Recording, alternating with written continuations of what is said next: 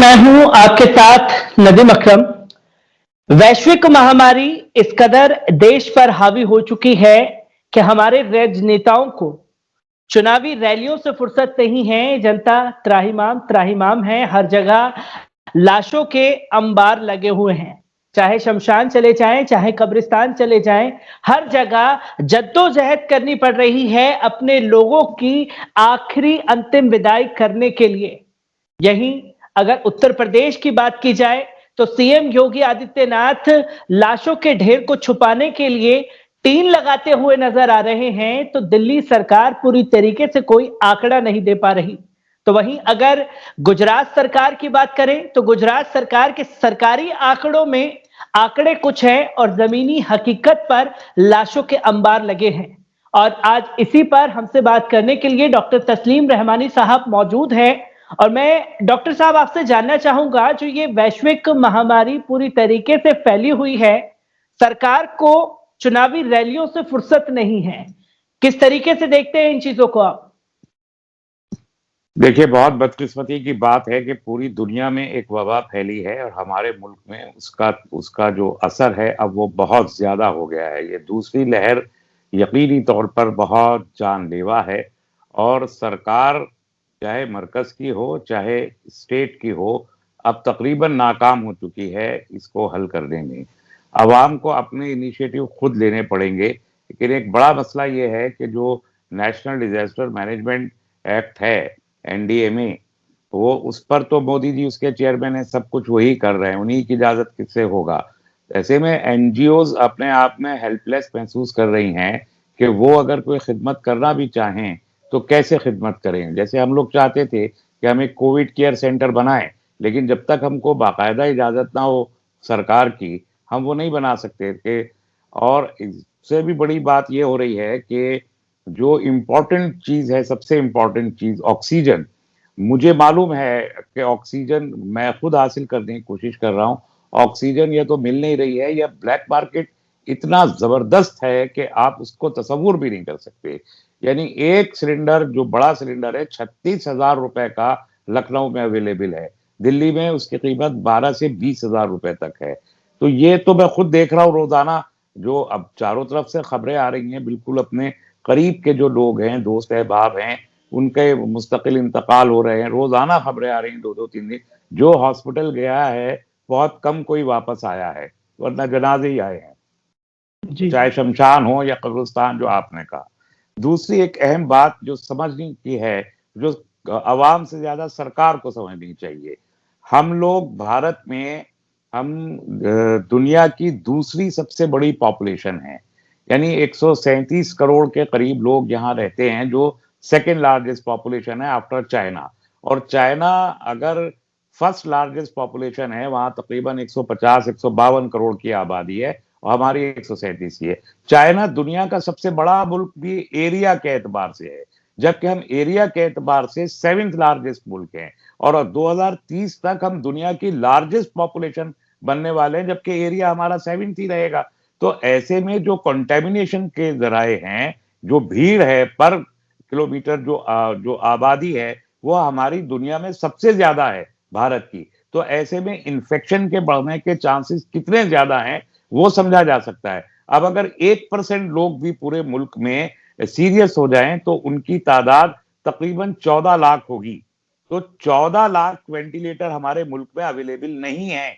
ये फैक्ट है आज की तारीख का, कि सरकार अगर 1% लोग भी इफेक्टेड हो गए तो वो 14 लाख को वेंटिलेटर बिल्कुल नहीं दे सकती। इसलिए हमको अपने इंतजाम खुद करने होंगे। सरकारी दावे, मैं सिर्फ एक मिसाल देता हूं, मैं अपने मेरे लखनऊ में जो मेरी ससुराल है, वहां पर एक आदमी का कोविड टेस्ट हुआ है, 6 आदमी घर में रहते हैं, एक पॉजिटिव है, बाकी 6 भी बुखार में और दस्तों में और उल्टी में पड़े हैं। आज 5 दिन हो गए हैं, कोई बाकी का कोविड टेस्ट करने नहीं आया है। तो इससे आप स्टैटिस्टिक्स का अंदाजा कर लीजिए कि एक घर में 6 आदमी है, एक कोविड पॉजिटिव है, 6 के 6 कोविड पॉजिटिव है, मगर रिपोर्ट एक हो रहा है, 6 नहीं हो रहे। तो आप अंदाजा कीजिए कि अगर कहीं 10,000 पेशेंट को कोई सरकार बता रही है, स्टेट गवर्नमेंट के यहाँ 10,000 पेशेंट है, वो तकरीबन 10,000 नहीं है, वो 1 लाख के करीब होंगे, क्योंकि बाकी का तो टेस्ट ही नहीं हुआ है। तो ये जो सूरत हाल है, इसमें सरकारें बुरे तौर पर नाकाम हो चुकी हैं, खुसूसन मरकजी सरकार इसको कंट्रोल करने में नाकाम हो गई है। जो खबरें आ रही हैं, मुख्तलिफ स्टेट गवर्नमेंट्स जो बोल रही हैं, रेमडेसिविर नहीं मिल रहा है, न टैबलेट न इंजेक्शन, ऑक्सीजन नहीं मिल रहा है, तो कैसे होगा? एक बड़ा सिलेंडर जो है वो 6-7 घंटे चलता है और छोटे जो सिलेंडर हैं वो 2-3 घंटे ही चलता है।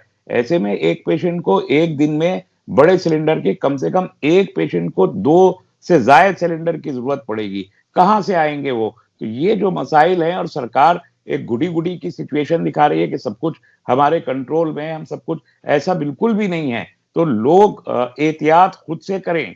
जो भी कोविड प्रोटोकॉल है, और अब ये खबर लैंसेट ने दे दी है, लैंसेट जो मेडिकल का सबसे बड़ा जर्नल है दुनिया का, उसने कह दिया है कि ये एयरबॉर्न है। ये खाली ऐसा नहीं है कि खांसने और छींकने से फैल रहा है, बल्कि अब ये हवा में मौजूद है।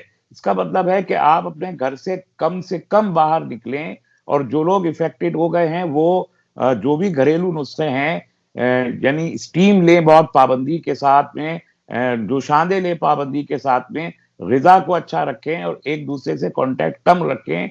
इसकी कोशिश घर के अंदर सब लोग खुद करें। दूसरा, जो ऑक्सीजन को रीजनरेट करने की एक्सरसाइजेज अभी बताई जा रही हैं, वो सजदे की सूरत में लेट के दोनों हाथ रख के हल्का हल्का खांसें, वो ऐसा करें तो खुद से जनरेशन होगा ऑक्सीजन का अंदर से। ये सारी तदबीरें करने की जरूरत है। एक बहुत ही जानलेवा वबा है, सब एहतियात करें, और रमजान का महीना है, अल्लाह दुआएं कबूल करता है। बहुत ही गिड़गिड़ा के अल्लाह से अपने गुनाहों की माफिया मांगे और इस मुसीबत से आफियत की दुआ मांगे।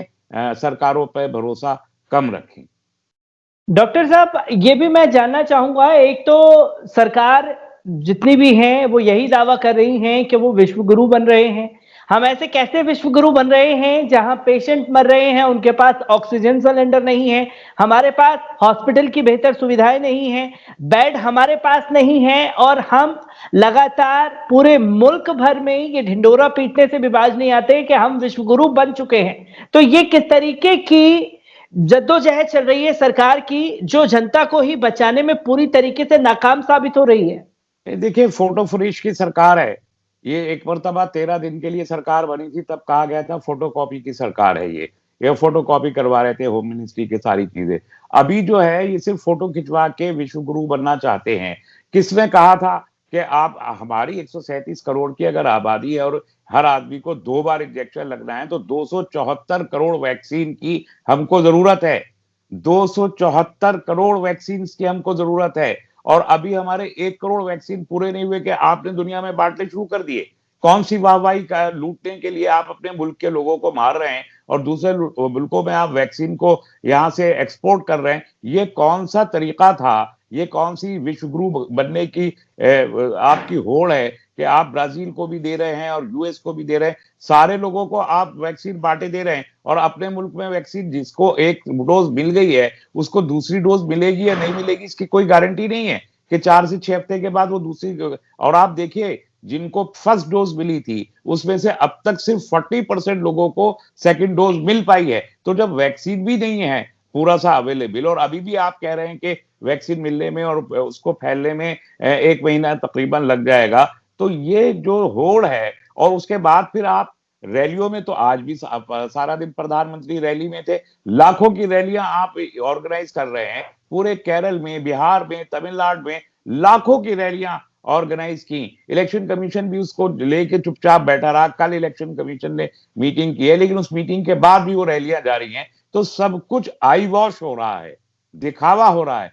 कोविड से लड़ना सेकेंडरी है। कोविड के नाम पर 3 काम हो रहे हैं, यानी एक जो आपदा है, आपदा को अपॉर्चुनिटी में, वबा को मौके में बदलने का काम ये सरकार, महाजनों जैसे हरकतें करने वाली ये सरकार कर रही है कि ये पॉलिटिकल फायदा भी उससे लेना चाहते हैं, रिलीजियस फायदा भी लेना चाहते हैं, और इकोनॉमिक फायदा भी लेना चाहते हैं। यानी आप देखिए, रिलीजियसली कोविड का प्रोटोकॉल वहां नाफिज होता है जहां नॉन बीजेपी की गवर्नमेंट है, वहां सबसे ज्यादा नाफिज होगा। जहां पर इलेक्शन होना है वहां कोई कोविड का जो जाब्ता है वो नाफिज नहीं होता। ये पॉलिटिकल माइलेज है। उसके बाद आपने रिलीजियस माइलेज लेने के लिए आपने तबलीगी जमात को सुपर स्प्रेडर कहा, शर्म नहीं आई? आज तक आपने माफी नहीं मांगी। आज कहां है तबलीगी जमात?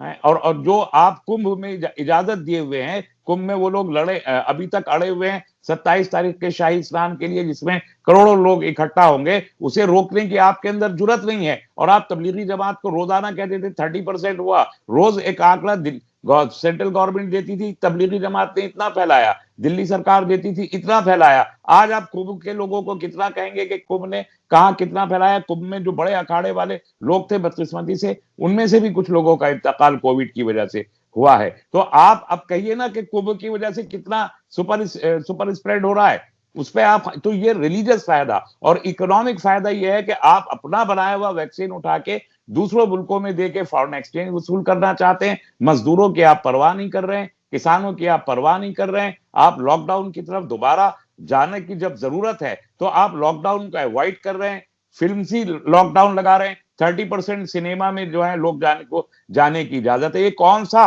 मतलब मेरी क्राइटेरिया समझ में नहीं आया।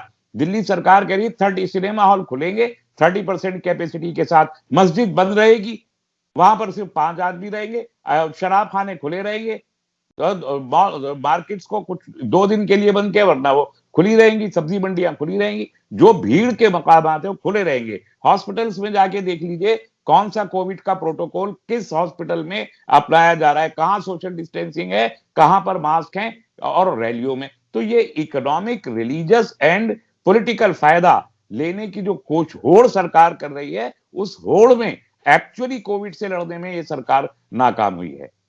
डॉक्टर साहब, मैं एक आखिरी सवाल लेना चाहूंगा। जैसे कि आपने कुंभ मेले का जिक्र करा है और मीडिया पूरी तरीके से खामोश है, दीपक चौरसिया जैसे विद्वान पत्रकार भी सामने आए और ये कहने से भी गुरेज नहीं किया कि मतलब जो कट्टरपंथी हैं वो कुंभ मेले पर सवाल उठा रहे हैं। इन कट्टरपंथियों को समझना चाहिए कि कुंभ के मेले में आस्था इनकी आस्था है और रमजान के लिए, नमाजों के लिए जिद्दें कर रहे हैं। तो किस तरीके से देखते हैं इन चीजों को, क्योंकि जो आंकड़े अब सामने आ रहे हैं कुंभ मेले के बाद 2178 कोरोना पॉजिटिव केस जो मेले में गए थे उन साधु संतों के आ रहे हैं। कई अखाड़ों के जितने भी दिग्गज थे उनका कोरोना से इंतकाल हो चुका है। तो क्या कोई राज्य सरकार आगे आएगी? क्या केंद्र सरकार जो है वो आगे आकर के ये कहेगी कि इन लोगों ने कोरोना फैलाया है और इन लोगों को अब जेल की सलाखों के पीछे डाला जाए? नहीं, बिल्कुल नहीं कहेगी। मैंने इसीलिए कहा कि ये कोरोना से लड़ने के नाम पर मजहबी मुनाफरत फैलाने का पाप पाप किया सरकार ने। ये पापी सरकार है जिसने उन हजारों जो तबलीगी जमात के बेकसूर लोग थे उन पर झूठे इल्जामात लगाए, थूक के दे रहे हैं, और नर्सों पे थूक रहे हैं, नर्सों के सामने कपड़े उतार रहे हैं, और उनको ये लोग कीड़ों वाला खाना खिला रहे थे उस वक्त। जो जो आपने भी कई वीडियोस दिखाई थी कि उसमें कीड़ों भरा खाना। तो ये सरकार जो उस वक्त झूठ बोल रही थी, सरासर बोहतान लगा रही थी और हिंदू मुसलमान के बीच में तफरीक और नफरत पैदा करने का काम कर रही थी, तो ये पाप था। और इस पाप के लिए सरकार ने आज तक माफी नहीं मांगी। और मैं कहता हूं अल्लाह ना करे इस देश में किसी को भी कोई नुकसान हो। हम तो हिंदू, मुसलमान, सिख, ईसाई सब हमारे भाई है, हमारी जान से ज्यादा अजीज हैं सबके सब। किसी को जरा सी भी कोई चोट पहुंचे, लेकिन ये सरकारी लोग जो हैं ये इनका पाप था जो सारा देश भुगत रहा है। मैं कहता हूं कि उन तबलीगियों के जो महीने, 2 महीने, 3 महीने जेलों में रहे, सड़ा हुआ खाना जिन्हें खिलाया गया, कीड़े चलता हुआ खाना जिन्हें खिलाया गया, उन और जो बीमार थे, जो ब्लड प्रेशर के और शुगर के पेशेंट थे, उनको वक्त पे खाना नहीं मिला, दवा नहीं मिली, वहां जेल से ज्यादा बदतर हालत में उनको रखा गया। क्या उनके दिल से कोई बद्दुआ नहीं निकली होगी?